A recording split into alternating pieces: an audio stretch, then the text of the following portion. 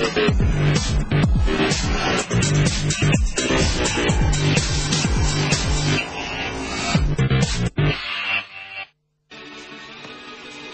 and welcome to Morocco for day 4 of the Estoril Portimao Marrakesh Rally. Round 3 of the 2010 FIA Rally Raid World Tour has swapped continents overnight with a 10-hour ferry journey taking the crews out of Europe and into Africa. 5 incredibly tough legs await the competitors who survived the Portuguese stages, and they're going to be visiting some of the Dakar's classic bivouacs, El Rashida, Zagora and Marrakesh. So, summary from legs 1 and 2. Portuguese Filipe Campos in the BMW X3 has been having a bad time in the Portuguese National Championship with 2 retirements. But highest placed local driver on every stage so far, he's taken maximum points from the Portuguese legs. Helder Oliveira in the Nissan Pathfinder hasn't contested an event for 6 months and spent day 1 getting reacquainted with the car. On a limited budget, he lost time running old tyres on day 2, but he's second overall going into Africa. Current championship leader, FIA championship, that is Russian Leonid Novitsky in his Dakar-spec BMW X3, had problems in the stand on day 1, which gave him a bad start position for day 2, and he lost time in other competitors' dust. Erik van Loon from the Netherlands put in a fantastic performance on his first time driving the Mitsubishi Lancer. Very fast, but unfortunately picked up penalties for missing a checkpoint on day 2. Ricardo Leon dos Santos had a big problem with the brakes on the rear right of his X5 on both day 1 and day 2. Not a great start. Helder Rodriguez on the Yamaha 450 used his home knowledge to lead on home soil. Ruben Farrier on the Solworks KTM struggled with a heavy 690 bike on twisty stages. David Casto on the Sherco had no such problems, rode at a comfortable pace, put in some great stage times on the road that reminded him of home. Local rider Luis Correa, motocross expert, big surprise for everyone how quick he was, but struggled with the navigation, has had a penalty for missing some checkpoints. Highlights from day 3 yesterday, the last leg in Portugal. Filipe Campos continued his run, made it 5 wins out of 5 on the National Championship. With only the Portuguese drivers and stages counting for that championship, the hard work starts for him now in Africa. Leonid Novitsky, his first day without problems, might have been even closer if he hadn't stopped to help Helder Oliveira out of the ditch. What a nice chap. Rui Souza missed leg 2 to change his engine, took big penalties for that and won't win overall, but enjoyed coming 3rd on the stage yesterday. Oliveira, we've already mentioned, owed a big debt to Novitsky for stopping to pull him out of a ditch. And Van Loon was noticeably downbeat yesterday after a double blow. Penalty for missing the checkpoint on day 2, compounded by a puncture on day 3, struggling with the big Lancer on tight stages.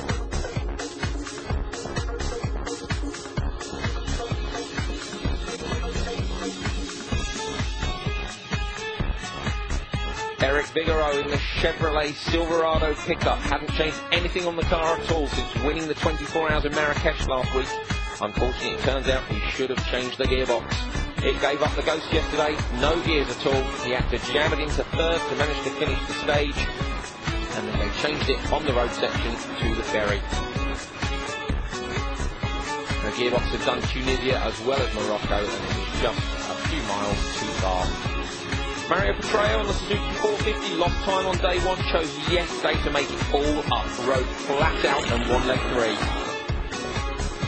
Paulo Goncalves, broken oil pipe on day 1, pushed hard yesterday to make up time on the leaders who he knew would play tactics, moved up 2 places and looking forward to the desert.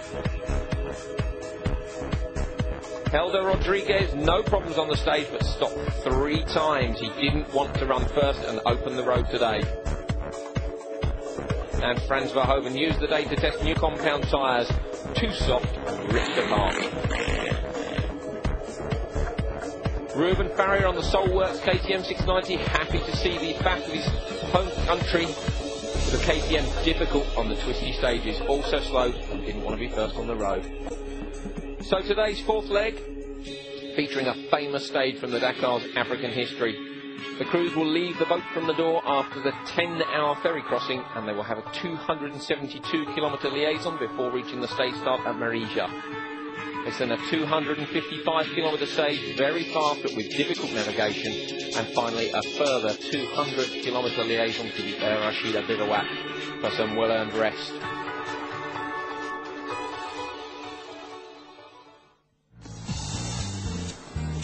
But first, of course, the ferry journey across from Europe.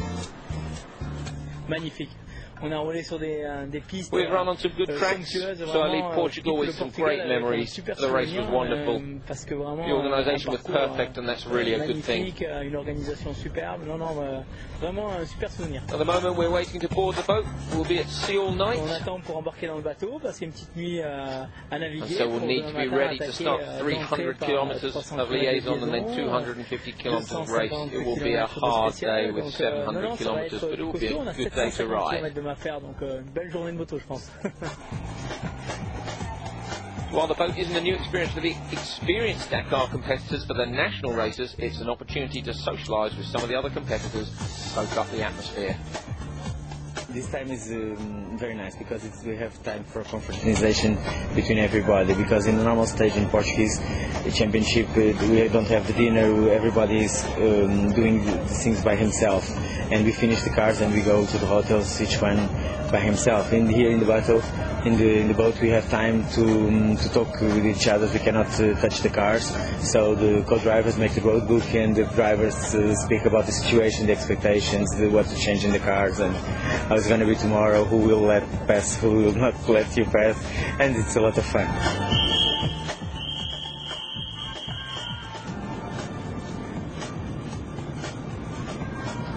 So leaving Europe, the crossing allows the organisers to speak with the competitors and give them a good briefing about the challenge they're about to face. For many of the national competitors, it's going to be their first time in the desert, and that in itself is a very dangerous prospect.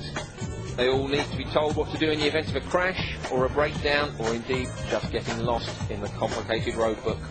They're going to have to focus much more on navigation than in Portugal. Portugal made up mostly of tracks, quite difficult to get lost, and Africa just wide open expanses.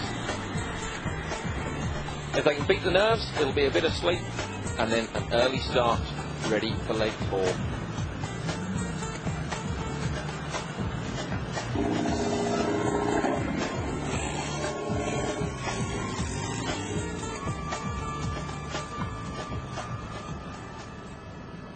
So Leonid Davitsky in the BMW X3, the Russian driver, had been waiting for this moment for 3 days and showed why he's currently the class of the FIA Cross Country Championship.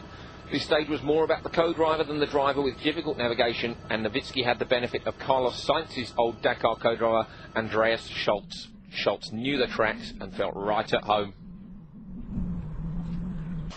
Yes, this was for us today, but I have to say also I have much more experience for co-pilot, and this was really difficult. I know this place when I do this area 2006 with Sainz. It was also difficult, and for all co-pilot it will be from tomorrow on a little bit more easy.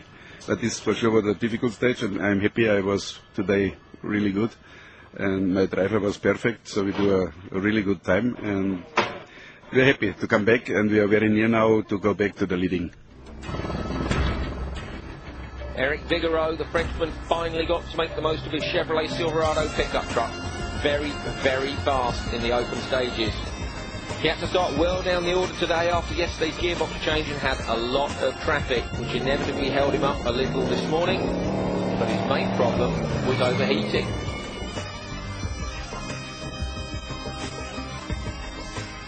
We passed car after car, BMW, Mitsubishi, but everything was perfect. Then the engine began cutting out more and more frequently, and we found we had a vapor lock problem. 10 kilometres from the finish, the car stopped completely, and we had to wait 7-8 minutes to let the temperature go down. When we got going, we finished carefully so not to overheat.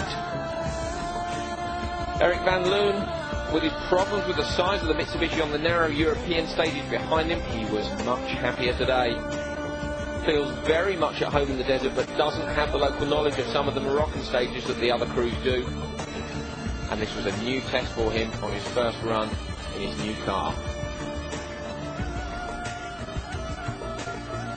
Felipe Campos on the flip side have been nervous about the desert all week. This event is a steep learning curve for him, and he was only doing the Moroccan stages for fun. He knew experience would count on a day like today with high speed and hard navigation, but was pleasantly surprised not to lose too much time.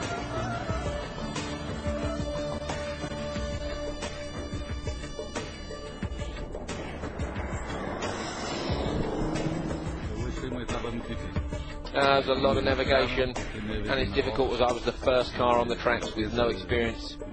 Very complicated. I thought I'd wait for Nowitzki and follow him, but we made a mistake and we lost him. We made a lot of mistakes. But after 100 kilometres, everything went well, and it was very fast.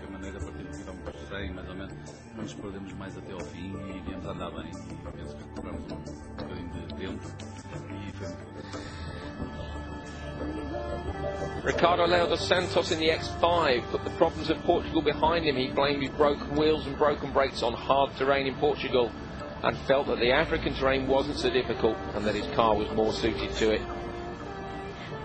The stable, fast X5 came home in 5th on the stage.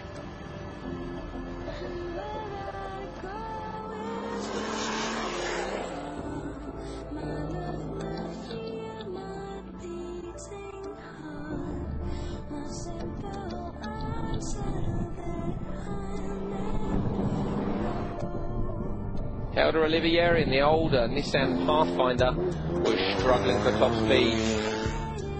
When he was running flat out, he could see the other cars disappearing, the dust trails giving away the difference in speed, and he fears for his 3rd place overall if the other BMWs are as fast.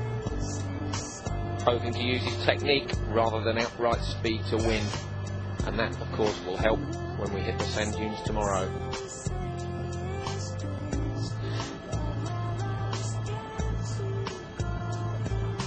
And Bernardo Moniz de Meyer climbed the standings to 6th overall, a rally specialist in Portugal but got lost today in Morocco and lost an hour.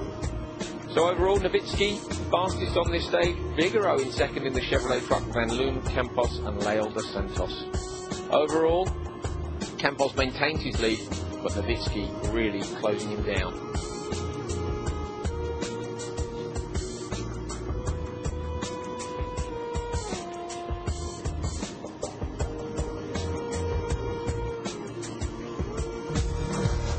So after the break, we are going to meet with David Casto and have a look at his carbon Sherco bike. So join us in a few moments.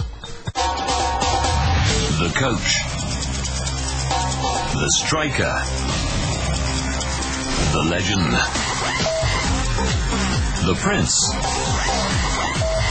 the Brazilian, the champion, the superstar. World Cup 2010. Join Eurosport's all-star lineup every night at 2000 on Soccer City Live. Feel the game. Hyundai. Aspire, Qatar's Academy for Sports Excellence. Aspire today, inspire tomorrow.